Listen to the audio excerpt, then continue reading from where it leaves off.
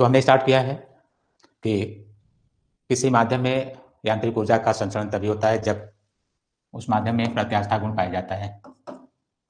Elastic medium ये लिखा है, किसी भी माध्यम में यांत्रिक ऊर्जा का प्रवाह तभी होता है जब उस माध्यम में प्रत्यास्था का गुण पाया जाता है। तो यह है आपका प्रत्यास्थ माध्यम, प्रत्यास्था का गुण पाया जाता है, ये इसकी चर्चा होती है। इलास्टिक मीडियम, तो यहाँ से बल्क मॉडुलस ऑफ इलेक्ट्रिसिटी लिखा हुआ है द्रवों अथवा गैसों के लिए।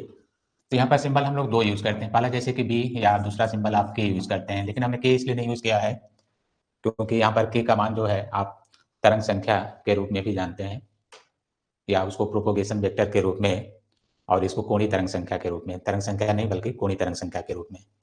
तो इसलिए इसका हमने प्रयोग नहीं किया है, बी का प्रयोग किया है। और ये पॉजिटिव या नेगेटिव हो सकता है, अगर आपने नेगेटिव लिया है तो ये कंप्रेस किया गया है, आयतन में कमी है, और अगर ये रेयरफेक्शन होगा तो ये आयतन में वृद्धि होगा। तो अंधारी तरंग के चलने पर दो घटनाएं होती हैं, संपीड़न और विलयन। जैसे यहाँ पर हमने दिखाया है संपीड़न और यहाँ पर हमने विलयन, या इसकी प्रारंभिक अवस्था दिखा दीजिए और ये विलयन की अवस्था है।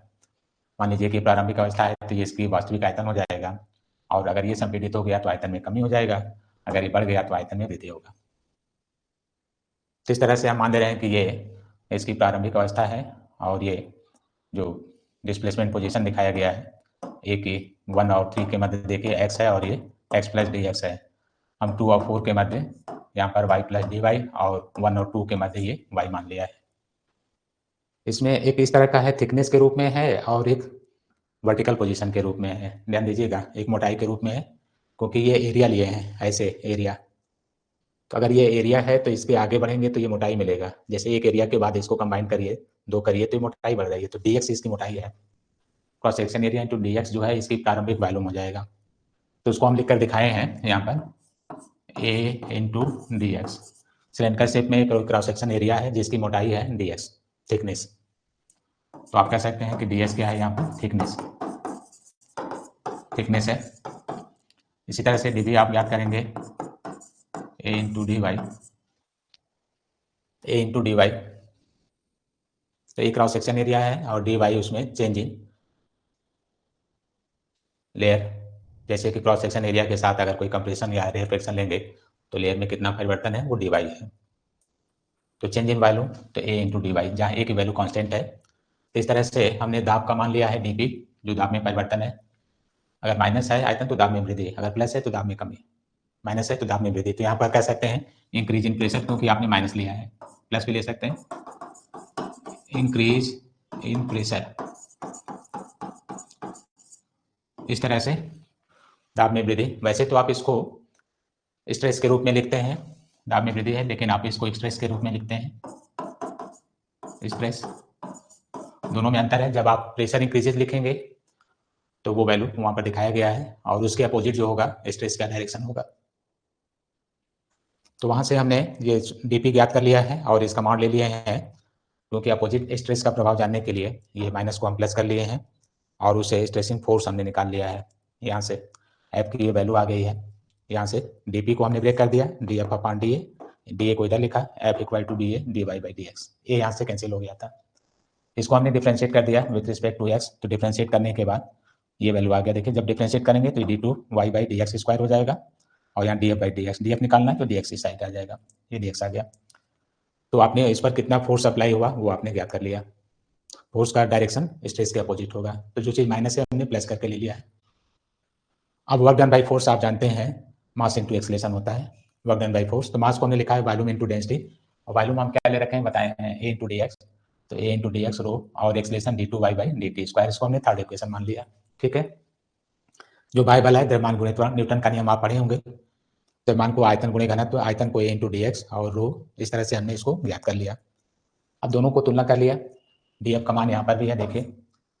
तो इस तरह से हमने तुलना किया दोनों इक्वेशन को, एक ये इक्वेशन है डी एफ, और एक डी एफ अभी आपने यहाँ पर सॉल्व किया है, ये डी एफ जिसका मान ये आया है। तो दोनों को एक मान ये है और एक मान यहाँ लिखा है, दोनों को इक्वल कर दिया by second and third equation. जब दोनों को इक्वल किया तो यहाँ पर ये वैल्यू प्राप्त हो गई, इक्वल करने के बाद ये प्राप्त हो गया, ये हमें प्राप्त हो गया। अब आप पढ़े होंगे differential equation of plane progressive, differential equation of plane progressive, ये आपने रीड किया होगा। d2y upon D X square 1/v² d2y upon dt square पूछा भी जाता है, ये अक्सर आता भी है। तो इन दोनों से तुलना कर लें तो आपको ये वेलोसिटी मिल जाती है। और ये न्यूटन का समीकरण है जो आप रीड करते हैं। इसमें आपको ये बताया जाता है कि at equal to constant temperature,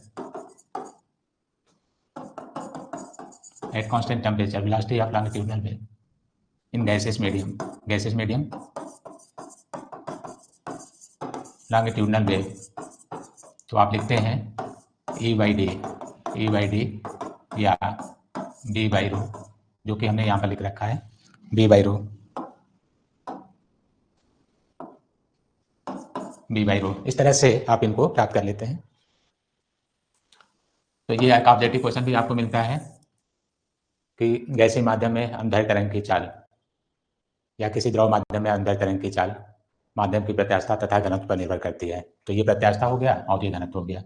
ये आपका इलास्टिसिटी हो गया, इलास्टिसिटी, और यहाँ पर डी डेंसिटी हो गया, डेंसिटी उस पर निर्भर करता है। तो ये थ्योरी भी हो गया और प्रूफ भी हो गया कि वेलोसिटी ऑफ लॉन्गिट्यूडिनल वेव। और यही आप कहते हैं न्यूटन का नियम भी आप लेते हैं, न्यूटन के नियम से आप इसको ज्ञात भी करते हैं। बाद में कहा गया कि यह सत्य है, जैसे कि velocity of sound, velocity of sound in air